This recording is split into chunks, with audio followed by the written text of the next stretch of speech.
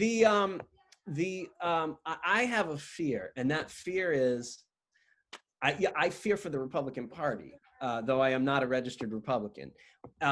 If we are to continue with a two-party system, which I'm not necessarily a fan of, but there are certain benefits to it. But there's a good way to run it, and there's a bad way to run it. There's a lot of people. I was listening earlier today to Charles Sykes speaking, and he's really a what would be considered in any other normal time a staunch Republican.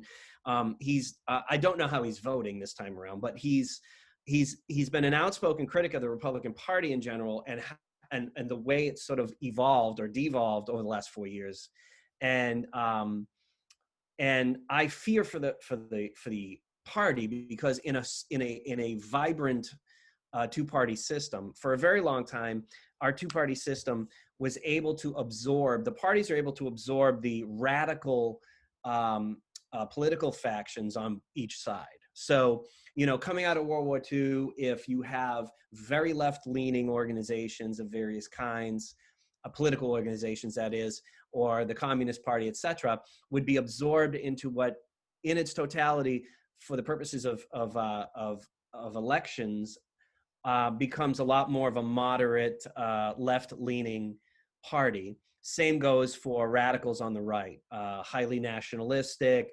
proto-fascist, whoever the case may be, but they came together. And so what we've had happening now, and I really do believe it feels like it's at a frightening rate. By the way, I disagree with what you just said. I mean, the radicalism is coming to the fore with no moderation, and it's a real problem. I think the radical left have always been on the radical left, and the radical right have always been on the radical right. And I think to a very little degree do they ever merge in with either of the two parties. I don't know what books you're reading.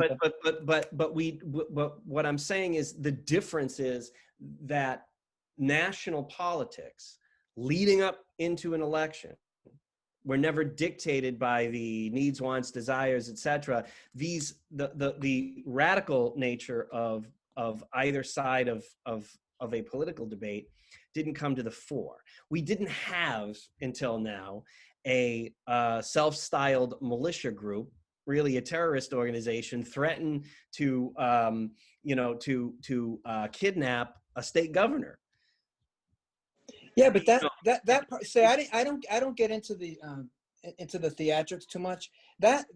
So I hope you're not saying that right. It's not even a right wing fringe. That group, whoever it is, hates Trump. They're anti-Trump. It's an anti-Trump group. And even if they weren't necessarily saying that they are pro any president that's in office now or ever in the past. I don't know if they're left or right. I think they're just anarchists.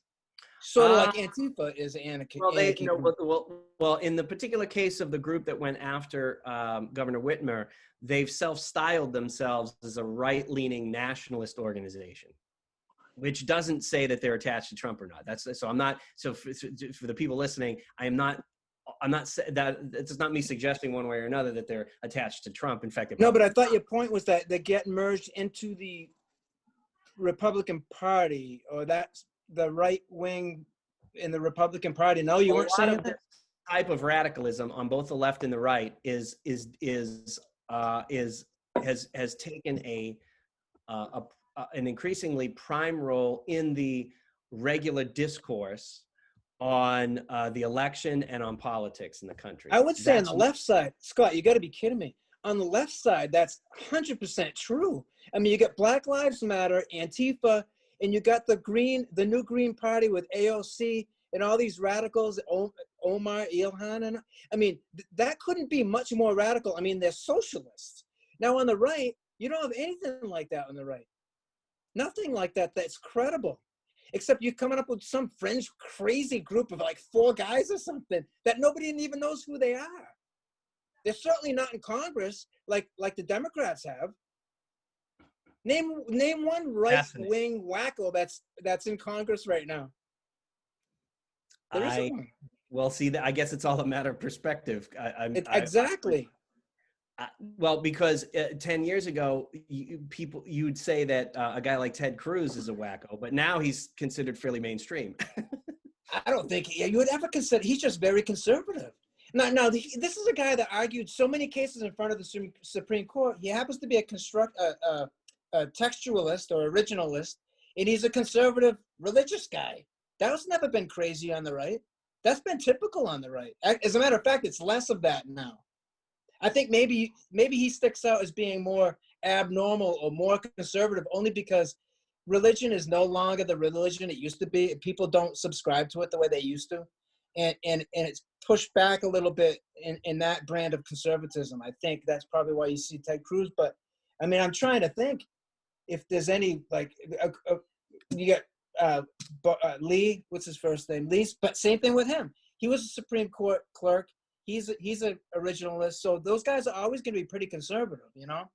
I'm feeling another episode coming on pretty soon where we can kind of deconstruct this. Since you come from the profession too, we can kind of deconstruct the ideas behind interpreting the Constitution in the various ways in the past leading up to this moment that people interpret the Constitution. Yeah. Oh yeah, that's very interesting. It's very interesting. I would love to keep going, but before we started recording, I know we talked about an emphasis on local politics, so dumpster fires. We have all kinds of interesting things to talk about in the state rep campaign for the 2nd Worcester District. It's coming down to the nitty gritty. And this is where we've relied on our producer to a certain extent, the intrepid Cam McLeod, who's collected some data for us, or maybe not data. The interesting things that I've seen out in the zeitgeist for the last couple of weeks in the campaign are, for one, really it's all about the un-campaign. And I find this to be a very undemocratic technique, if you want to call it that. It's a trend. By far, it's not only in the 2nd Worcester District. Since in our other podcast, I've interviewed a variety of candidates, both incumbents and newbies in other districts, including the 2nd Franklin. There seems to be this in this particular campaign cycle, it's the un-campaigning. And our incumbent Democrat state rep, Jon Zlotnik, really seems to be set on not campaigning as much as possible. He's put out a lengthy list of endorsements via social media posts. And we have seen some pictures of him, again, through largely social media, doing standouts. Some of those standouts might have been from other years, or they could be from this year. We can get to that in a moment, but I want to talk about that concept to start off with. What do you think about the concept? Oh, and I should say the Republican running against Zlotnik is Bruce Chester. He had proposed in September a series of debates, each one sort of emphasizing a certain topic, with the final one to be open to questions from the general public, and to do so on local radio, and basically to do them weekly throughout the month of October leading up to the campaign. Even to this date, and I think Cam can confirm this from his campaign, they have never heard from the Zlotnik campaign. So I'm just wondering what you think about the idea of the un-campaign. Cam, did you want to weigh in on that? I mean, you have information. You have information about people. So you reached out. You actually reached out to both sides, and the Chester side actually is good to go, and the Zlotnik side hasn't responded or said no. No, yeah. So over the past couple of days, I tried reaching out, and Bruce Chester was the only one to get back to me at all. So that was the only person I've had a conversation with. But yeah, up to this point, he has not heard anything back on that letter. He hasn't even, neither of them have even met in person. Granted, I know that's a little bit harder now, but Bruce was saying even in the past year or so, they have never crossed paths. And the only question that Bruce Chester was having with this whole thing was, what is he afraid of? Is there something he's trying to hide? Is there a reason why they're not pushing or returning and trying to keep up to this level of debating to keep the democratic process at a normal functioning level. But yeah, since I didn't hear anything back from either Jon Zlotnik or Mayor Mike Nicholson, I can't say anything for them. But like I said, Bruce Chester is wondering, what is he afraid of? Right. And that, we can't forget Mike Nicholson too, because he's a part of this, and we'll get to that in just a minute. But for starters, I'm going to ask you again, Scott. Like, what is up with the un-campaign? I just find it to be completely undemocratic. Yeah, the thing that's curious here, and I'm going to assume that what you guys are saying is true, because I have no reason to doubt you. And there's not a lot of facts there, so I'm going to assume all that's true. But what's curious is you would at least get an answer from the Zlotnik side as to why they don't want to debate. For instance, they might say, well, I'm really afraid to get COVID and I just don't want to do it. Or I don't need to do a debate because I'm going to kick your ass anyways. Or I don't believe in debates, or what have you. But it seems to me from what I'm hearing is that we just don't know why the Zlotnik side doesn't want to debate. Now, so that's the first thing. The second thing is, in my opinion, I've been around for quite a while, you should want to debate. It should be, and if it isn't an unwritten part of the process, and I think we touched on this on the last episode, if it isn't an unwritten part of the process, it certainly should be, because we just got done saying how, where does the voter get his or her information as to how they're going to vote, right? Either on a candidate or an issue. The best way to get the information is from the candidate, him or herself. And, so even if, and I don't know if anybody has done this, has anybody done like the town hall style type lectures or anything like that? And I don't think they have.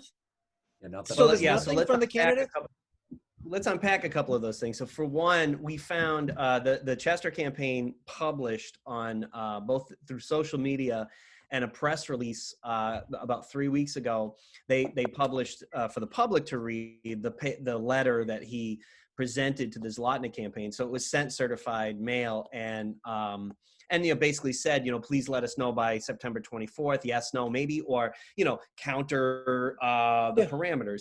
And that part of the reason why they wanted to do this on the radio was for exposure, but also because they could do so remotely, and COVID wouldn't have an effect on it. I mean, I give all campaigners this year credit. This is unlike any other year, maybe except for 1918 and 1919 or 1920, I should say. When Mike Nicholson and I did it remotely. We did it remotely. Yeah, for the special election, right? For the mayoral election. Yeah, it was fun. So I get that it's a little more challenging. There's a lot less personal contact with people and stuff. That having been said, debates or forums are perfectly doable. I do know that on Monday nights, so as a substitute to the debates, the Bruce Chester campaign has been hosting what they're styling as radio forums on the same topics. The only difference being there's no debate going on. It's just Bruce Chester stating his stances on whatever topic or policy positions he has. Now I'm going to say something now. I just came into my head. Now, say you're a staunch Democrat and you love the platform. And Zlotnik has said a few. We know basically where Zlotnik comes from. I think he styles himself as a little bit of a moderate Democrat. So say you love the guy and he doesn't go out and debate. Now you're the type of person, if you're like me, you want to say, I can't vote for him because he won't debate. That's disqualifying. So I can't vote for the guy I love because he's disqualified because he refuses to debate.